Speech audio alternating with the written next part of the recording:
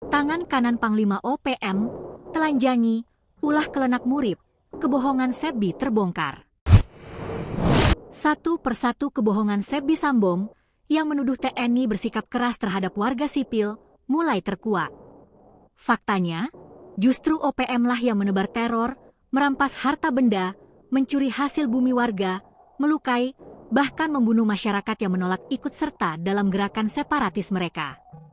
Salah satu mantan anggota kelompok separatis OPM, Minanggeng Murip, memutuskan kembali ke pelukan Ibu Pertiwi dan berikrar setia kepada Negara Kesatuan Republik Indonesia, NKRI. Didampingi keluarga, kepala suku Ablong Kogoya, masyarakat, serta tokoh agama setempat, Minanggeng datang ke pos komando taktis Satgas 700 Wirayuda Cakti di distrik Ilaga, Kabupaten Puncak, Papua Tengah. Minanggeng disambut haru oleh seluruh personel Komando Gabungan Wilayah Pertahanan 3, terutama oleh Komandan Satgas 700 Wirayuda Cakti, Letnan Kolonel Infanteri Geraldo Tabasonda. Minanggeng, yang dikenal sebagai eksekutor andalan Panglima OPM Kabupaten Puncak Jenderal Kagat Telenggen, melepaskan seluruh atribut dan identitas OPM.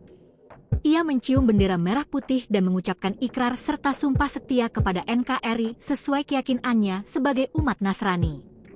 Kepada Satgas, Minanggeng mengaku pernah menjadi anak buah Lekagat Telenggen, namun tergabung dalam pasukan Kelenak Murip di wilayah Sinak dan sekitarnya.